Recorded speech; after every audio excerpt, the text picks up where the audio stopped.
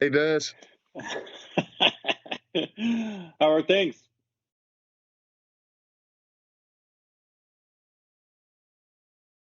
Things are good. It's quarter to midday here on Tuesday. It's a nice sunny day and about 4 degrees.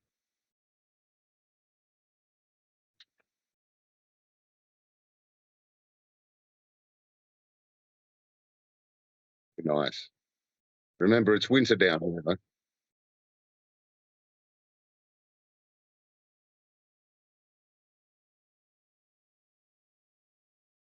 $28.5.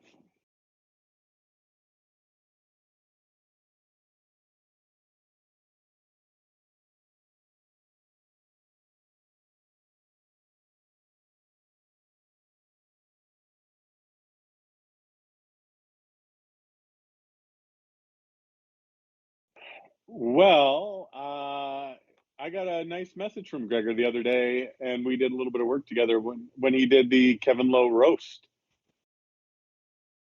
He was the master of ceremonies. He was the roast master for the Kevin Lowe roast. So we did a little bit of work together, and it was a little bit better than the George Larock calling me for the Shane Doan roast. When George Larock called me, he said, "Hey, can you write some jokes for the Shane Doan roast?" And I said, "You bet, George. When's the roast?" And he goes, "In 5 hours."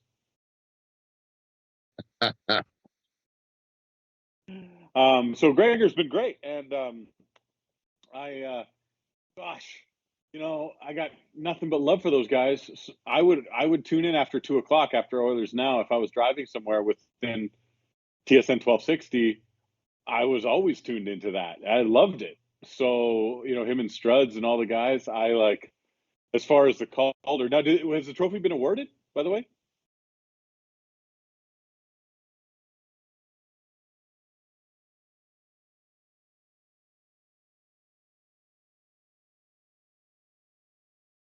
Well, that's all right.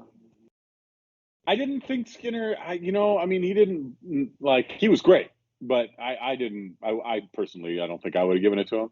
I think McDavid should have won in his year to have as many points in 20 fewer games. I think that was a slam dunk of a rookie of the year. But outside of that, the rest of them, I don't know if if they're not going to give Gretzky rookie of the year, but they're going to count his points. That's always rubbed me the wrong way. But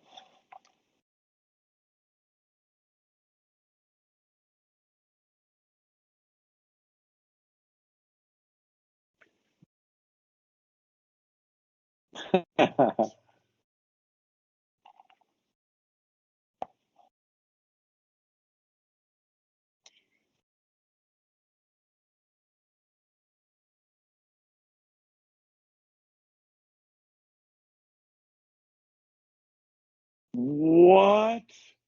Really? Oh my goodness.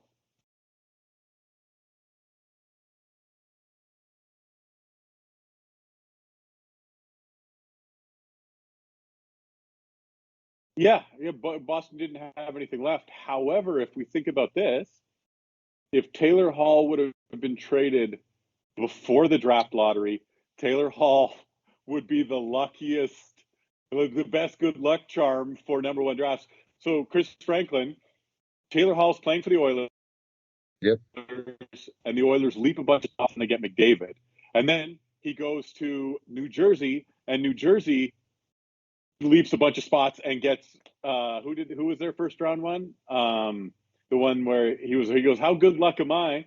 So then Chicago wins the draft lottery for Bedard, and Taylor Hall is there. Taylor Hall is a rabbit's foot. That guy is a four-leaf clover. He's the best good luck charm in the history of the NHL. Yeah, he'll play with more like number one picks than anybody in history. How many Stanley Cups has he got though? Does he have one? Does Hall have one? No, he doesn't. No, he definitely doesn't. No, he doesn't have a Stanley Cup.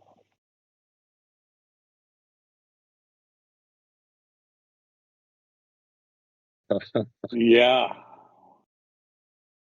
What were your thoughts on the Rookie of the Year? What were your thoughts, Mike, on Rookie of the Year? Did you have Skinner winning it? I didn't personally.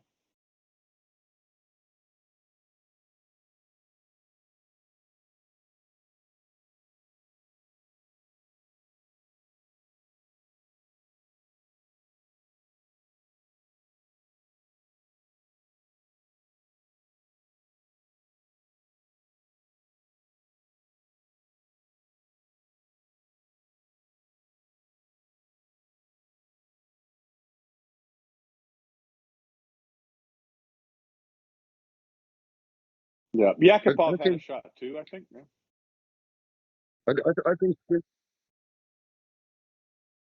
I think Skinner had a great year. It surprised me when he made the All-Star team, though. I just didn't think he was there yet, if that makes sense. He did what he had to do this year and just couldn't pull it off at the end in the playoffs. But, yeah, I don't think he's Rookie of the Year.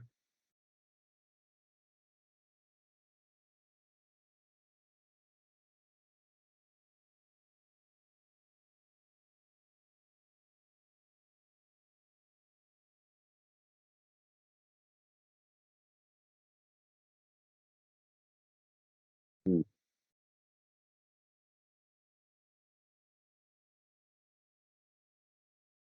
Well, could that be like when you're playing road hockey and somebody has to strap the pads on? They were just short a goalie at the All-Star game, and they're like, man, we got to get somebody in there.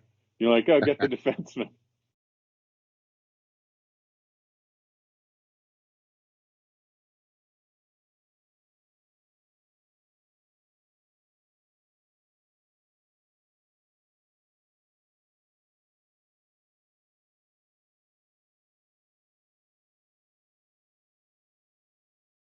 I reckon every goalie should go to the All-Star wanted each to take year. a moment to recognize. I just wanted to say the Yankees are still in moderate contention. I know you're a big Yankees fan, Dirsa, so just wanted to give them a little shout out.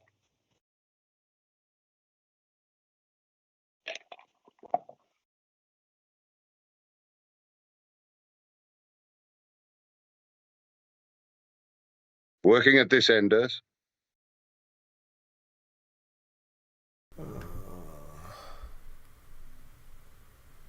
I think that was actually as voted on by your listeners. They wanted your mic turned off. Yeah. Well, they got it. Now they're gonna have to hear me. So we're here, which is a bit of a buzzkill because the start of that is gonna be empty with only you guys hearing me. But Rashog and those guys have troubles on their stream sometimes too. So I'm gonna give myself a pass. Oh man. Yeah. So the LA Kings have made some moves trying to match what we can do. They shipped out Sean Dursey to Arizona, and sounds like Pierre-Luc Dubois is going to be a member of their team next year. I don't know how much that really helps them. And if they do make some more moves, like if they do make this trade with LA, it sounds like Gabe Velarde and some other pieces might go with. Like, that seems like a lot to give up to Winnipeg for a guy that doesn't even want to be there. And I'm fine. Yeah, I'm fine with all that as long as Connor Hellebuck isn't a part of that whole deal. Yeah, I saw somebody they had a joke, some meme about Dubois not wanting to go to LA. Why wouldn't, just because they look like they're in a bit of a rebuild? Like, I know not too much about why there's rumors that he doesn't want to go there. What's the backstory there? Do you know? Like Dubois? He wants out of Winnipeg just like everybody else. But somebody said he doesn't want to go to LA. Oh, like they're not sure I can tell you exactly why he doesn't want to go to LA. I know why he doesn't want to go to LA. LA are playing in Melbourne here in Australia in September in the pre-season, and he hates Australia. Yeah, it's too nice for him in your summer, I guess. So just coming out of winter, it'll be a good time of year in Melbourne, actually. I think they're playing the Blackhawks. I don't know. To me, that guy is like a cancer. Like, everywhere he goes, he doesn't want to be there. Like, maybe he'll get on in the Australian rules football league. Maybe he gets down there and picks up a new sport. We don't have sticks in Australian rules football, though. Yet. Yeah, that's all right. Yeah. What has been the arc of Dubois? Did he start out in Columbus? Was he in Columbus first? Yeah. And then he went to Winnipeg in the trade where they for Laine. traded the Finn. Yeah. Right, Patrick Laine. Yeah. And then now on to the next team. It's certainly interesting when you see a guy like that with presumably a lot of talent. I always think of it a bit of McGillney, where they seem to have the ability, but not always the desire. He's a spotty player. Like, sometimes he's really good, and then he can disappear for months. I don't really have a definitive what is Pierre-Luc Dubois, because he comes and goes. When he's good, he can be really good, but he can disappear for a long time too. So if I'm LA, does that really move the needle for your team? I don't know. Like, I saw the other day that, LA is going to be able to match us for centers, and I'm just like, no. No. Like, Connor and Leon are so far ahead of everybody else in the league. It's not even close. So, Ryan McLeod, Nuge, whoever you want to throw on your third and fourth line center, you're still miles ahead of everybody else in the league. I just kind of looked at that and I shook my head a little bit, like, no, sorry. Yeah, he's a decent second line center, but LA doesn't have a first line center that's as good as our, really, like, anybody we can throw at 1 and 2 already. So, and Pierre-Luc Dubois isn't in Draisaitl or McDavid's league. It's not even close.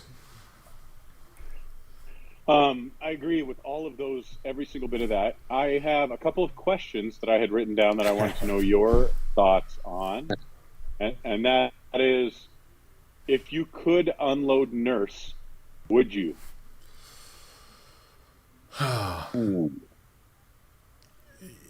Man.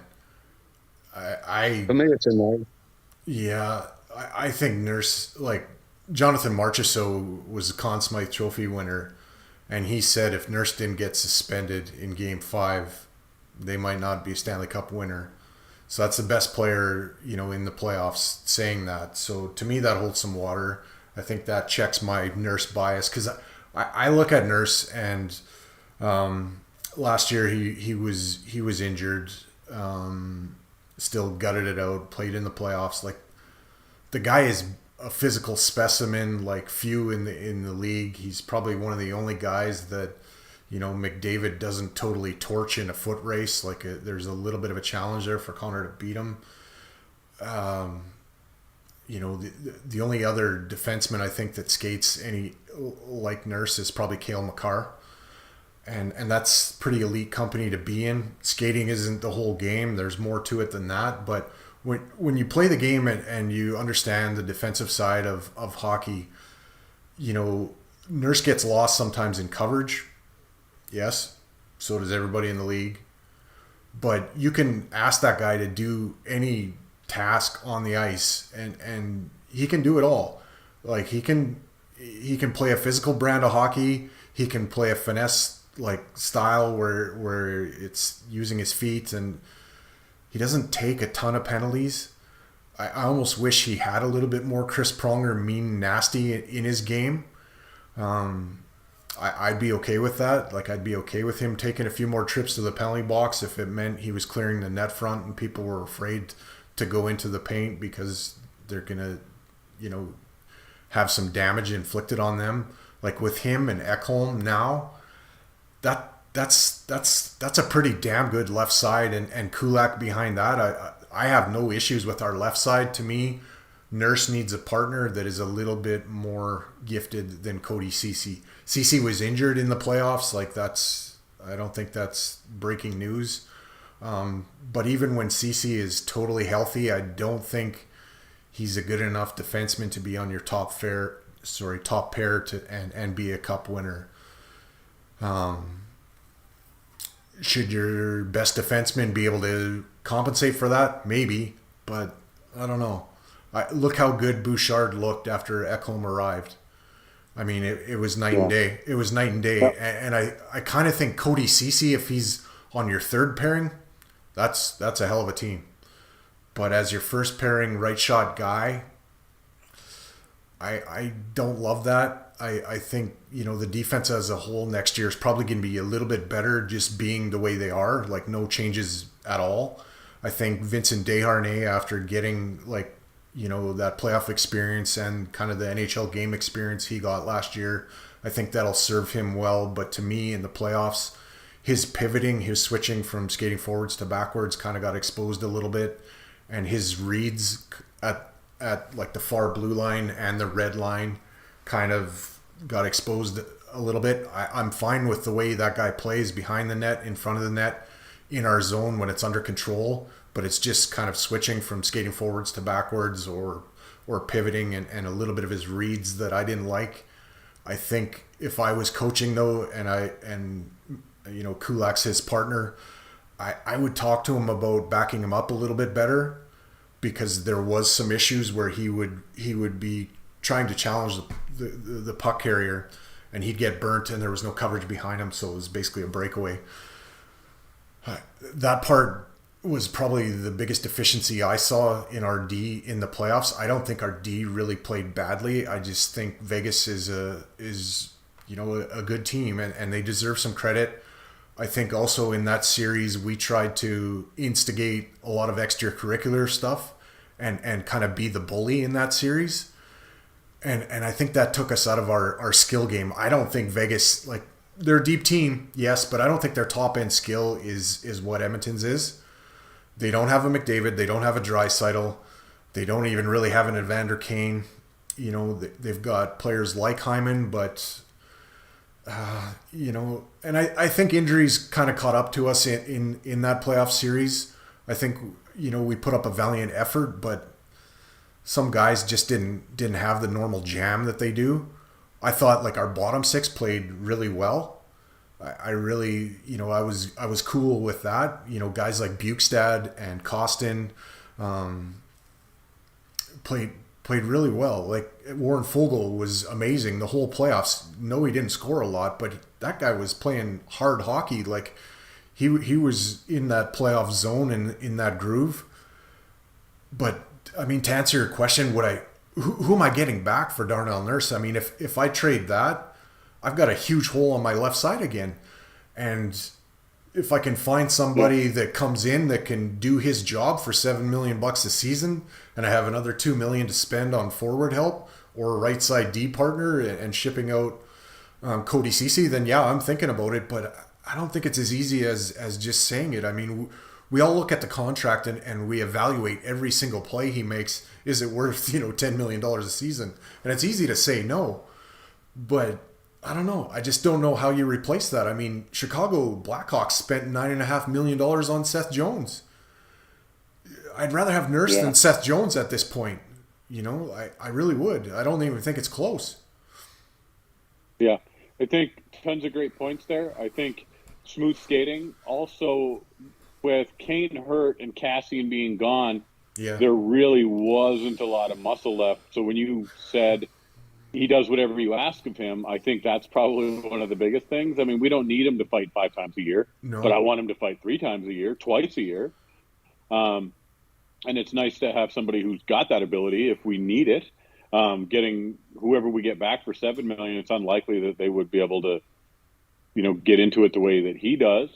Positionally, I'm fascinated by the way that he was out of position so many times, or at least that's the way it looked. And it could have been that he was backing up CC, so that's why he was there. And I think your point about how smooth skating he really is. I mean, do I want to have him for $9 million a year, 9.25? No, I really don't. But are you going to get anybody who's 80% as good, 90% as good as him for 8, for 7? Probably not. Yeah. So, I think you've convinced me that there's not really better options for a better price point. You need a 2-for-1, to make it, something that I would start thinking about. Like if you can bring somebody in for $7 million a season that can do sort of what he does, then you freed up money to be able to spend elsewhere, and it might make sense. If you part with, if you've got that $2 million extra that you're not paying Nurse, and you've locked up $7 million in some other left shot D that is going to do a serviceable job for you, then you've got $2 million left over to help on your forward end. If you ship out Yamamoto, say, or Fogel, then that's another around $3 million. So all of a sudden you've got $5 million you can spend on a winger. But then you kind of get into the same mentality where you're trying to outscore your problems than kind of out-defend it. I don't know if goal scoring is really this team's issue. Some people point to like our goal scoring dried up in the playoffs. Okay, yeah, maybe you do need more scoring, but I don't know if Kane's not hurt, Hyman's not hurt. Maybe Nuge had an injury. I haven't heard anything there, but if these guys aren't playing with a little bit of ailment, then I think you're fine. You depend on those guys. The bottom 6 was chipping in. Like usually that's the area you look at the Oilers and say, well, that's an area of weakness. It wasn't in this playoffs. They were fine. I think penalty killing and being able to defend a little bit better is what this team needs to be able to figure out. I think Stuart Skinner is going to be a better goaltender next year, just having the experience of being in a playoff environment. And I kind of think Jack Campbell is not going to be the same goalie he was this year. I think, goalies are voodoo, so knowing what to expect, I think, is fool's gold. But he had a pretty off year last year, so I think there'll be a little bit of a resurgence in Jack Campbell. Like I hope for that. He showed promising signs in the playoffs. Like when he came in, he did his job, and I still think he probably did deserve a game. I don't know if I would have put him into Game 6 like a lot of people wanted. I think that's a little too late in the game to make a goalie switch. But after he stole that game in LA and kind of extended the season, he might have deserved the net after that. I agree with you completely there, Dirsa. Yeah, I think he had a... I would... Go on, Lars. No, you go ahead. I think we all wanted more from Jack at the start. We all thought there was going to be more. But during the playoffs, the opportunities he got, he really took them. And that shows that he can be what we want him to be. And I hope that happens next year. just got a comment here. I'm not sure who it's from. I think it's on Facebook. I can't even really see it. Well, that's unfortunate. Comment. We'll guess what the comment was. Oh, I got her here. We're probably guessing. Oh, it's our boy from LA, Angel, saying that Jack Campbell will compete for starting goalie and will take you further than Skinner. Well, and then he says, "Sorry, Mike, I've been super busy lately. Haven't been able to tune in." Well, your apology is not accepted. You got to tune in all the time. There's no excuse. Yeah. You can go to the archives. You can go to the archives.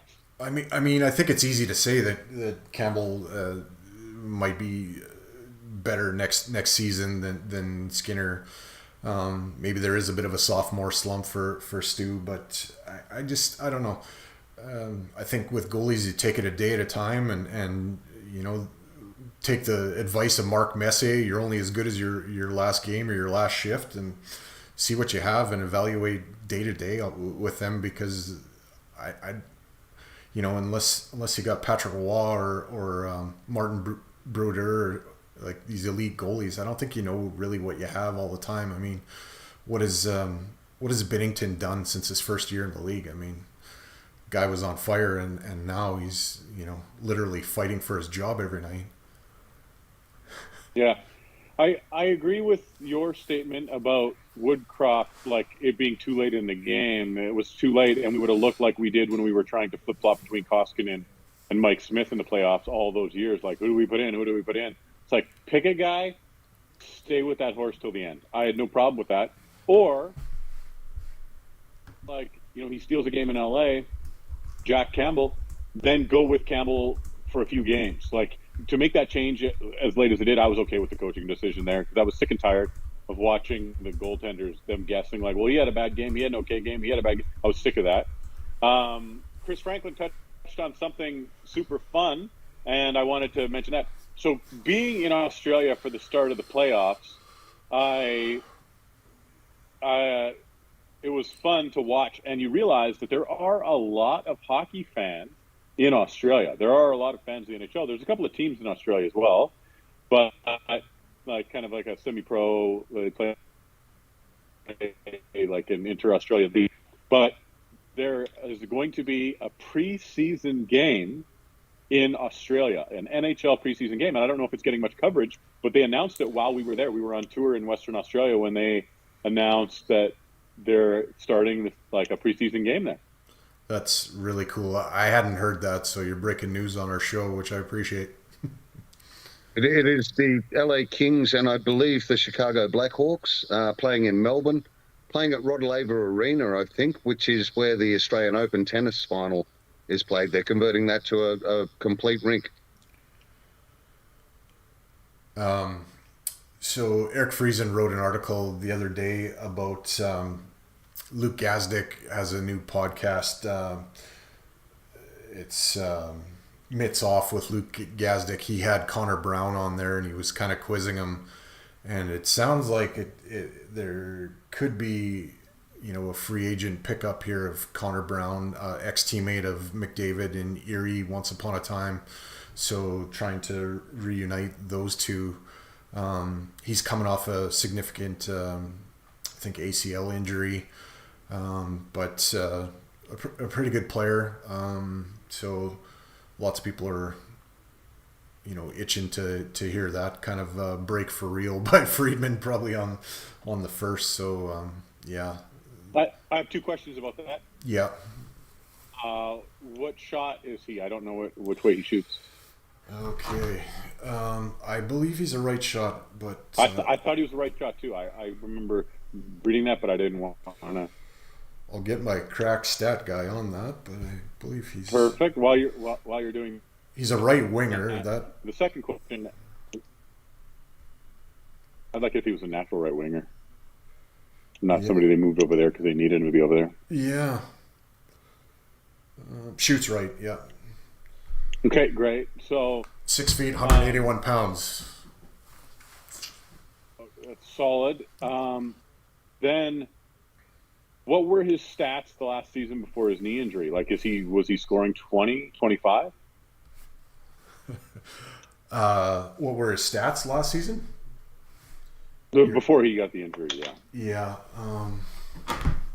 Well, what's been his best season?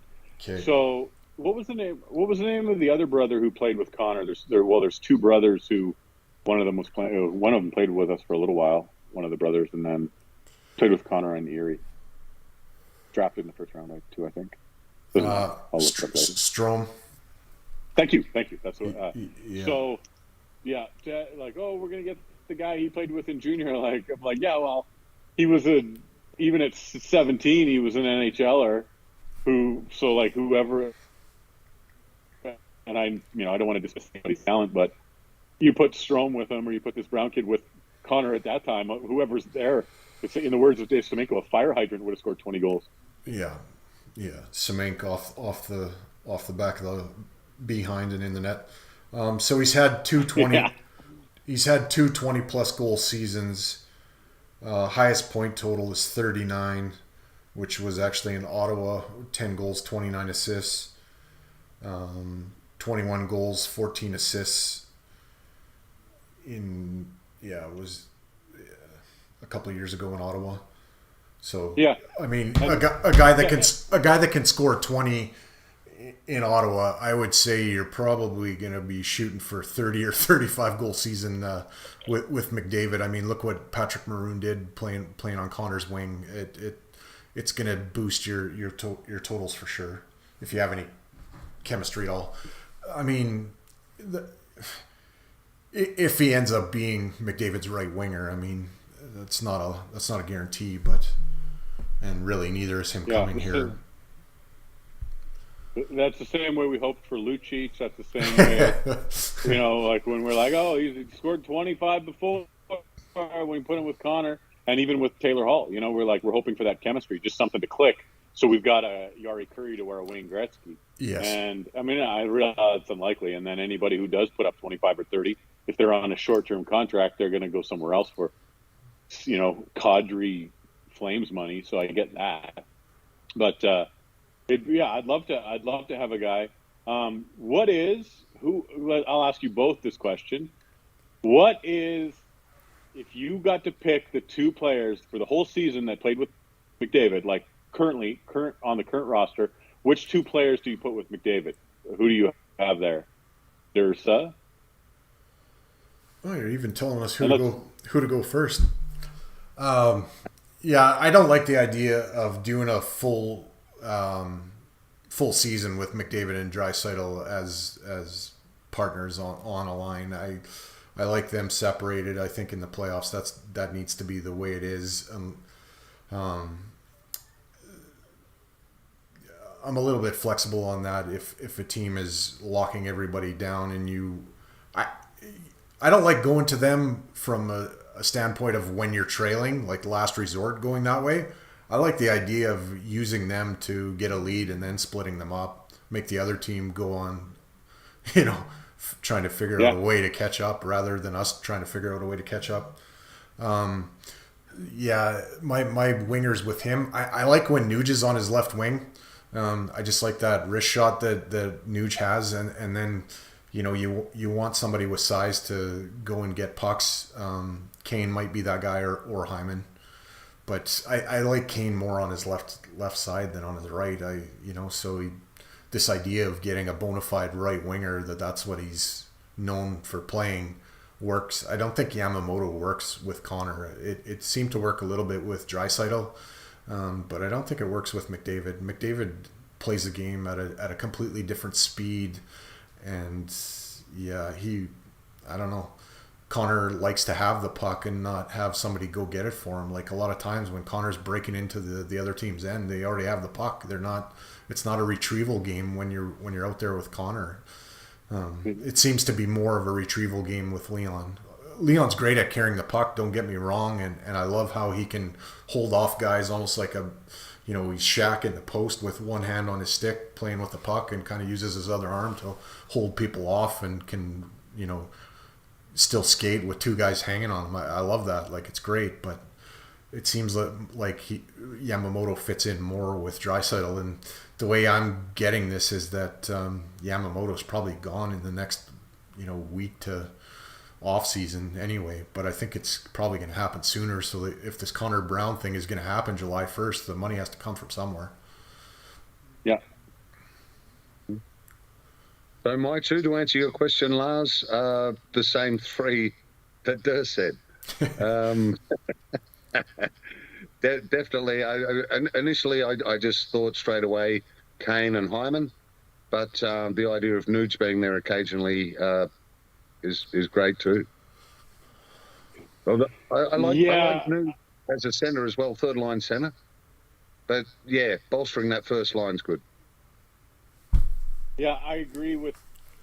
I mean, I realize it's a relatively simple question, but I wondered. I loved it when Nuge clicked with Draisaitl. I really do hope Yamamoto's gone. Love the shot they gave him. Loved his hustle. There was nobody who worked harder in the corners than that guy. How many times did we watch him just get pushed off the puck by a bigger guy? And he really was a little pit bull. You know, he went in and he gave it everything he had. And it was the same. How many chances we're going to give Puljujärvi? And those guys who we hope developed because they were first-round draft picks, we hope that they would eventually develop into something that was good. So if we can clear that salary space, I'll be delighted. I love your point about Hyman and the puck retrieval. I never thought about that. My choice would have been like when Kane and Hyman. I just loved because for so many years I watched McDavid play with guys who should have been in major junior. Like how many years, the first 2, 3, 4 years, they were putting him with guys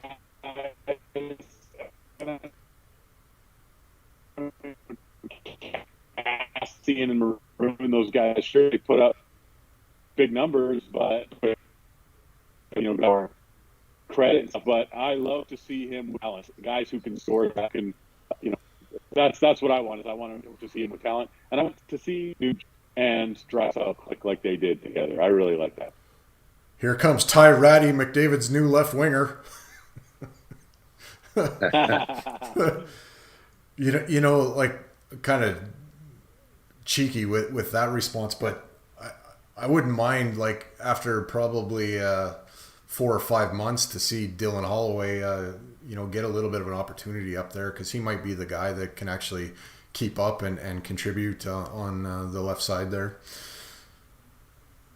He needs some NHL games and some confidence, but and this year he needs to play. He can't be a press box fixture.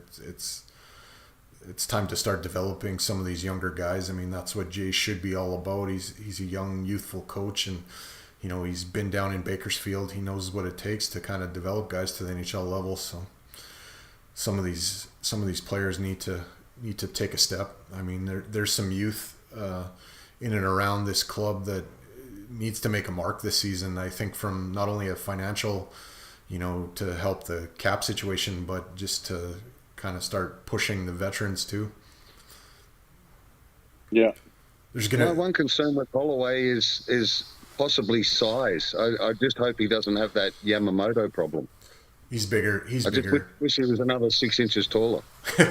Well, I think he's 6'1". I think he's actually like McDavid's size. So really, yeah, he looks a lot smaller on the ice. Yeah, well, he hasn't filled out yet, but he's not a little guy.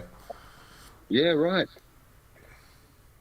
I believe Chris Franklin had to leave at quarter past. I don't want to make him late for picking up Michelle. I just wanted to check to see if he was on schedule. I'm fine. I've got no clock in this room, so I don't know what time it is. It's 20 after. It's 20 after now. Okay, I do need to go very shortly then. Yeah. If Lars wants to do a little bit of a segue, I'll see if I can get like a little 2-person thing rigged up here, and then me and Lars can keep going, and you can split. Sounds good. I'll probably be back in 10 minutes. I'll log back in again if you're playing still. Yeah, no, we could carry on for a little bit. I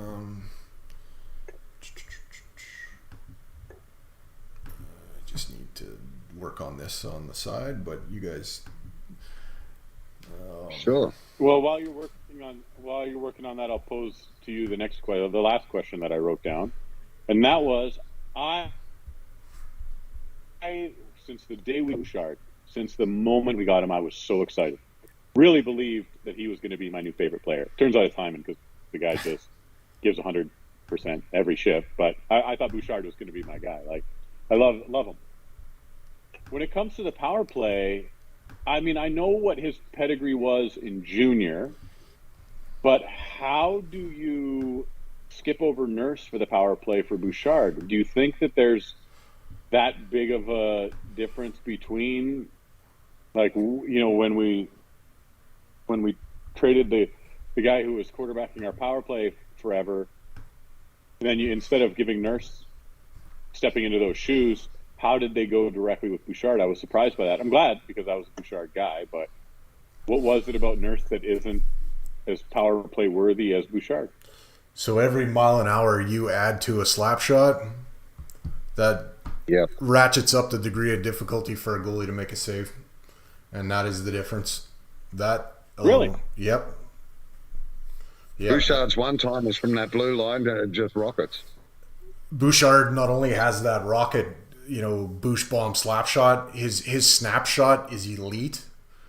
I've been around rinks my whole life.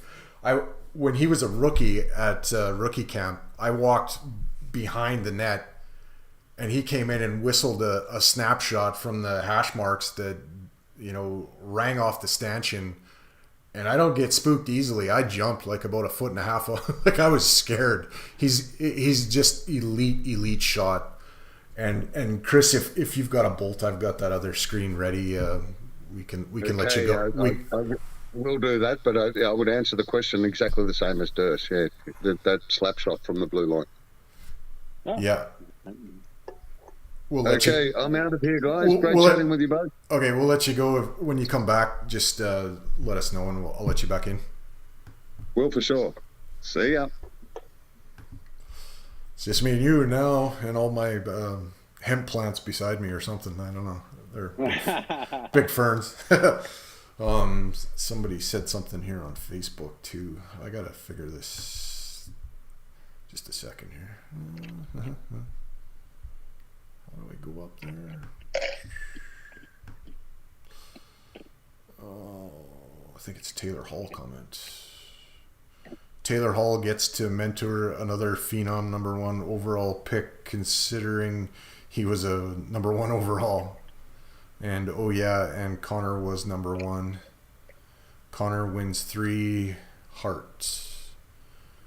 And Bouchard step up this in the playoffs, but I expect that much production on for the regular season. Guys are just gamers, and to me that's Bouchard. D definitely has elite shot, and I believe he should play on the first PP and he would have a monster season, but not at the level on the playoffs. Yeah, I don't know. I think he's gonna just continue to get comfortable out there. I gotta make you kind of more centered. Adjustment on the fly. There you go. You're good. You're good. You're good. I might be making a trip up to Grand Prairie to do a fire pit comedy show. I'll send you an invitation, but I might be up there in July. Do I know the lucky recipient? Might be a cousin, but we did a teacher's backyard up there as well. So for the listeners new to me, I've been a stand-up comedian for 20 years now, and I just got back from touring for 2.5 months in Australia with Chris Franklin, who was just there. Chris Franklin is a legendary stand-up comedian in Australia, and Chris will be here on tour with me from the end of August to the first week of October. So we will definitely be passing through Grand Prairie again, but I might be up there in July doing a backyard comedy show. So I'll send you an invitation. Yeah, you've done a backyard in my living room show. Yeah, that was so fun. That was honestly that show was great. Some shows, yeah, that was sincerely fun. Actually, yeah, then we did the one next year where my cousin had brought her people. So yeah, that one was great too. Chris Franklin headlined that one. Yeah, and Ned was here, and Then afterwards, you fooled me thinking the whole I have a girlfriend thing was just an elaborate ruse with Ned. So yeah, I didn't realize. Now, when it comes to great answer, I didn't think about the shot answer. And again, as a fan of Bouchard, I was all for it. Him being on the first power play. You look at somebody like Nurse, because Bouchard was drafted 10th, I think. And Nurse was, I believe he was our 10th or 7th. Anyway, and then Nurse was. It just surprises me that somebody as talented as Nurse wouldn't have as hard of a shot. Like, that's surprising to me, especially as a few years older, a little stronger. Yeah. I've seen it, no doubt about it. And when Bouchard was in junior, I believe he led the entire league in shots. So he picks his spots. Like, it's not just hard, he's accurate with it as well. He's not hitting bodies, skates, legs in front. He's getting those shots on net. Yeah, I think that's part of it. He's been doing that his whole career. I think that's part of it. I think kind of, the time from actually, you starting your wind-up and letting it go is another factor that plays in. Like, I think, Nurse can let the 90, 95 mile an hour clappers go. I think he's got that in him, but I think Bouchard's got the 100, 101, 102, 103 in him. And yeah. like I say, every other mile an hour on that slap shot makes it that much harder to stop.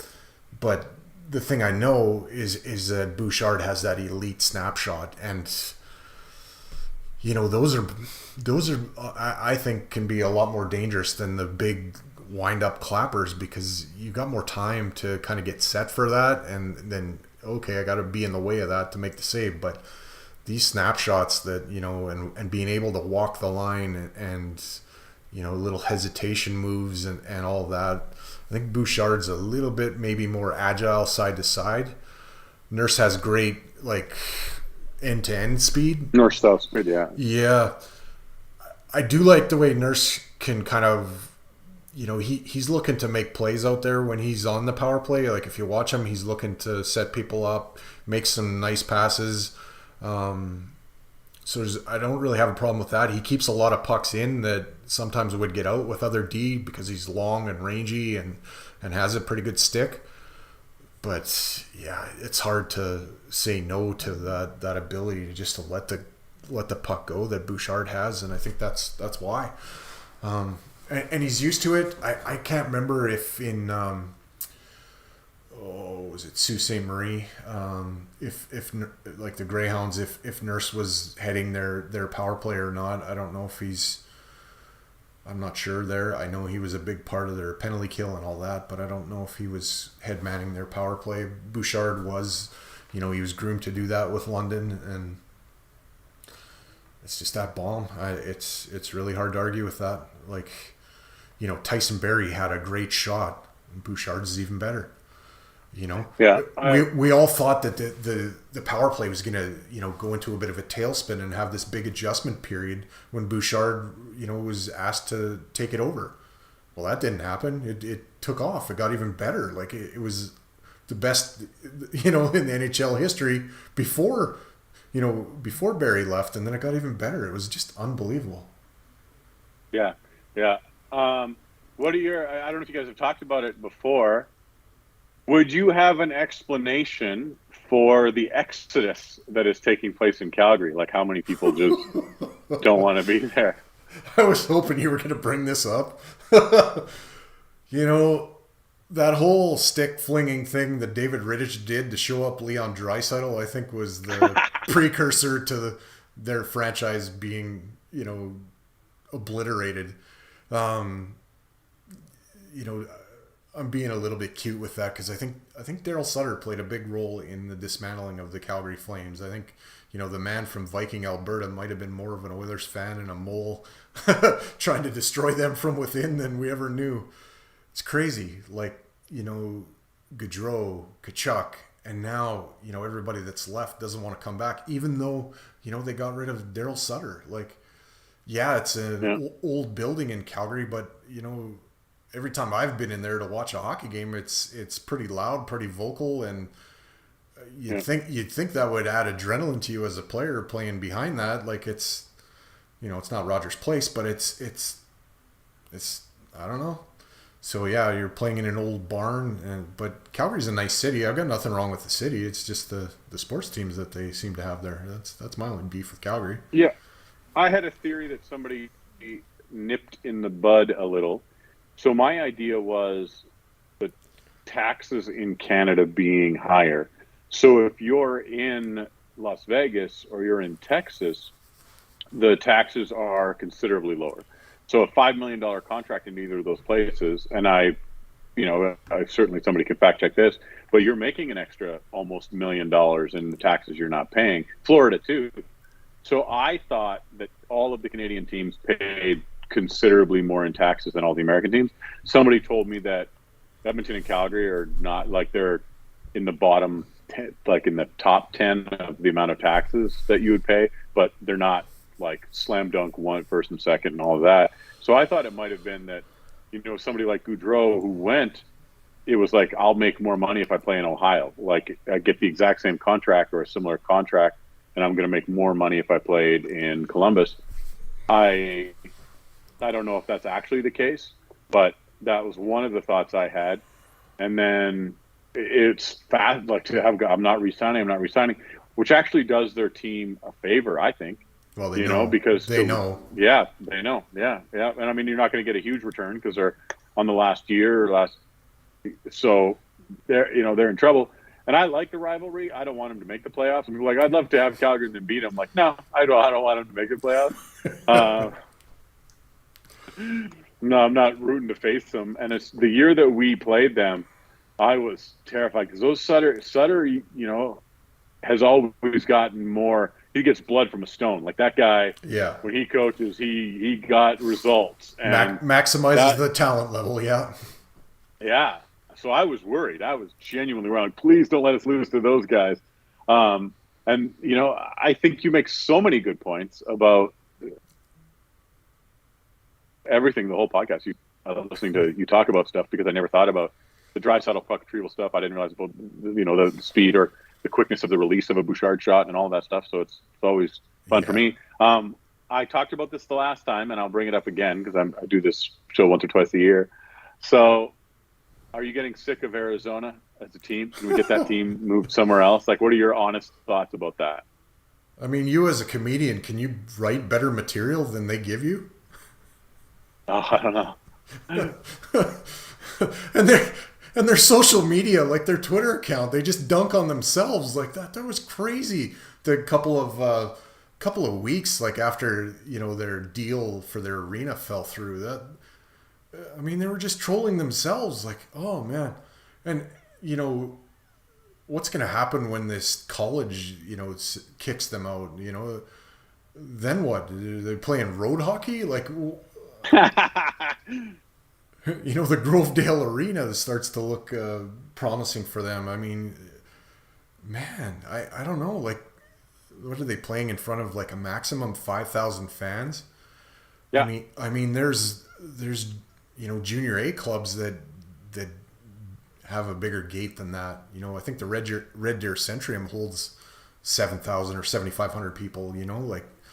Lethbridge Hurricanes. I remember when I was in grade 8, I lived in Milk River, like southern Alberta, and that's what we would do on Friday nights is we'd go watch Wes Walls and Jamie McLennan and those guys play for the Hurricanes, and they'd have more than 5,000 people at those games. Like, man, that's got to be tough as an NHLer. You're going into this barn and if you went to the Memorial Cup or anything like that, you played in front of more people then, and they made a move. They got Sean Dursey.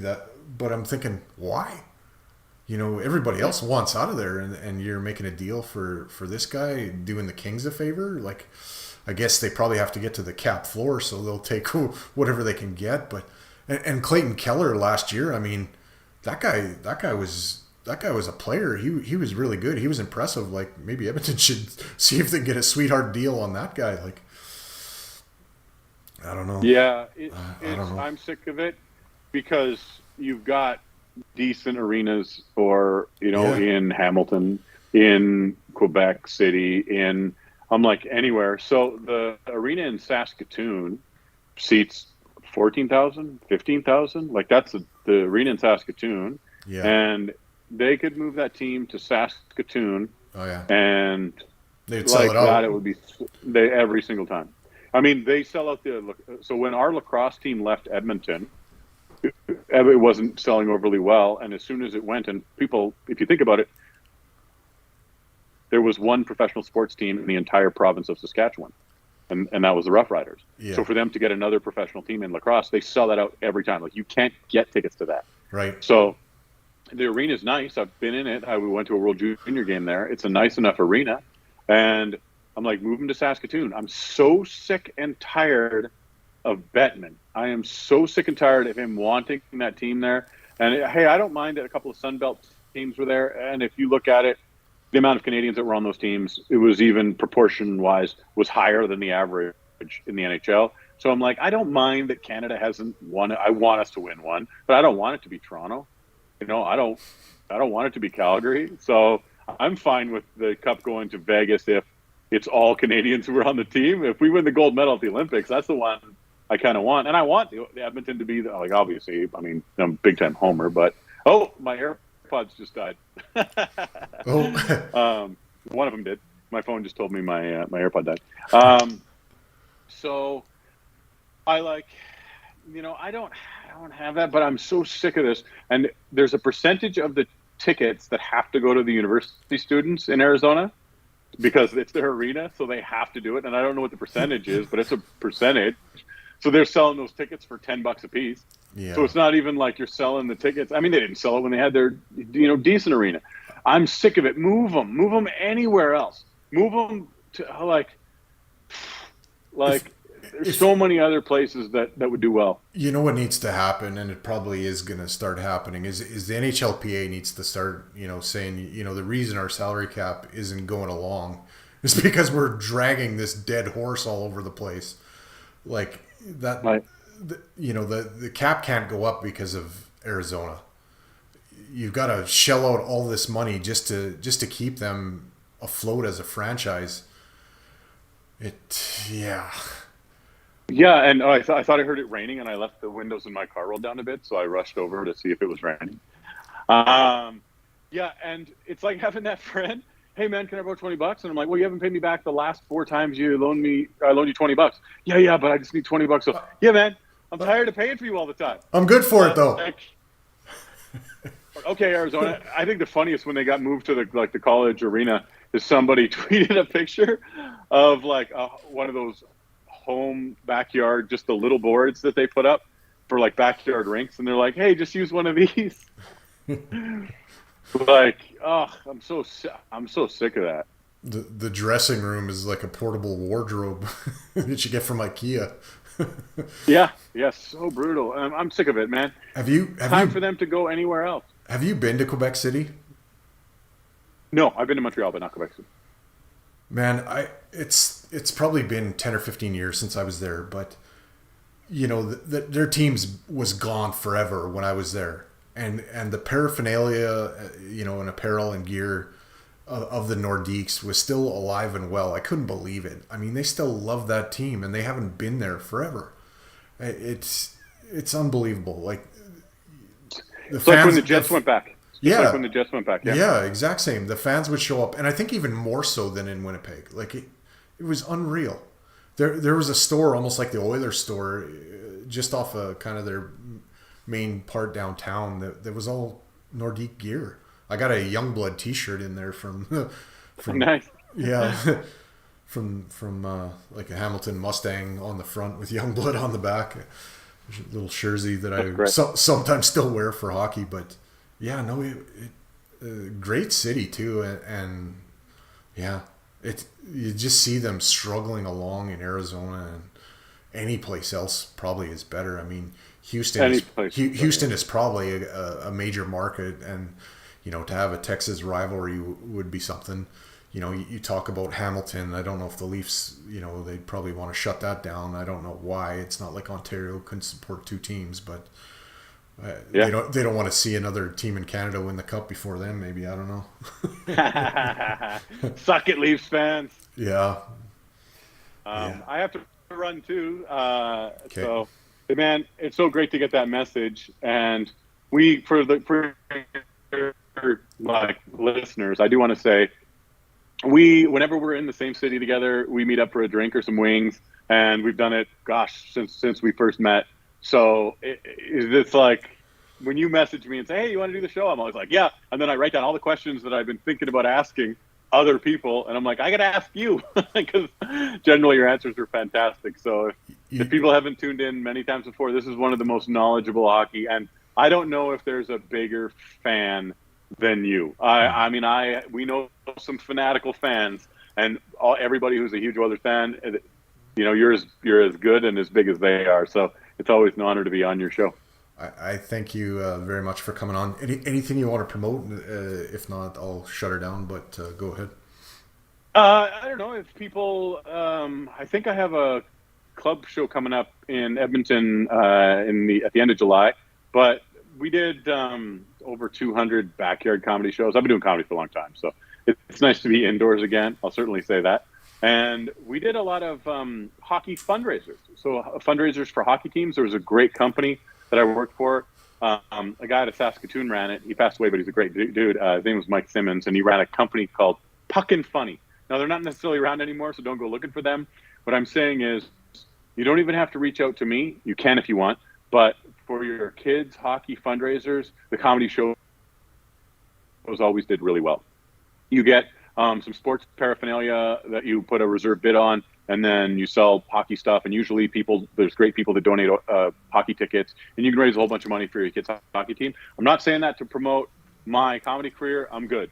You can book me if you want. I'm saying as an idea for your listeners whose kids might be in hockey, and certainly basketball, anything like that, book a comedian. I've got tons of great friends I can recommend, good people. And if you're looking for me on any of the social medias, it's extra, like the word extra, EXTRA, and then Lars, extra Lars. I follow everybody back. So you can go to Instagram or Twitter or TikTok. You can follow me, and I'll follow you back. And then you can unfollow me, and you'll gain a follower. I did have a funny thing happen. And if you don't have to follow me on TikTok, but this was like one of the funniest things that happened. I explained Australian ketchup on TikTok. So I was just showing how the Australian, do I have one of the packets here? I think I do. I think I might have one here. I've been saving them to give to my brother. So I showed, yeah, I do, totally do. So the Australian ketchup packets, which they call sauce, it's just called sauce. So you want ketchup, you order sauce. Their packets are quite unique looking. So they look like this. So that's what they look like. They're like two parts, and then on the top they look like that. They just call it tomato sauce. And what you do is you put them between your fingers like that, and then I'm trying to get it at an angle, and then you squeeze together, and then it comes out the top there. So I put that on my TikTok, and I was like, hey, here's how the ketchup packets work in Australia. And I was showing Canadians. That's all I was doing it for. The Daily Mail wrote an article about TikTok video, and like hundreds of Australians went on there and just called me an idiot. Like, so many people. It's called sauce, you idiot. You don't even know how to work a ketchup packet. Or a sauce packet. You're a moron. Like hundreds of comments. I learned I was actually at a AFL game at the Melbourne Cricket Grounds when I learned how to use one of their packets, and I was just showing Canadians because I thought it was cool. And then I got called a moron like 200 times. So for fun, go watch that video. It's hilarious. You don't even have to follow me. You can follow me if you want, but you don't have to. And yeah, go do that and book comedy or go see some live comedy. And yeah, but man, I'm excited to come see you when I have the Australians up there in September, and perhaps I'll see you in July too. Yeah, maybe we could get a couple extra chairs down here in the room and do a show in person. And that sounds like a lot of fun. It's always good to chat with you. And I think the end of July, I'm going to be in the city there for a buddy of mine's wedding. So I'll try to, if you're around, hook up and maybe have a bite to eat and a beer and all that fun stuff. Daddy O's is calling my name. I'm smelling. Yeah, man. I'm smelling the Cajun right now as we speak, just thinking about it, and that's all your fault. But good place to eat if you're in Edmonton. Yeah, I'm looking forward to next season. I think this is the year that we actually complete the mission. Thanks for coming on, and we'll get you on again in the future for sure. You know, I love you. I consider you a relative. I call you Uncle Lars, so that's how we do it. Well, I love you too, and you're grounded. Keep your sticks on the ice. Keep reaching for the stars, and go Oilers, go. We'll see you next time. Thursday night, Reed Wilkins is going to be with us. He'll check in. We get about a half an hour segment with Reed, so we'll see you then. Good night, everybody.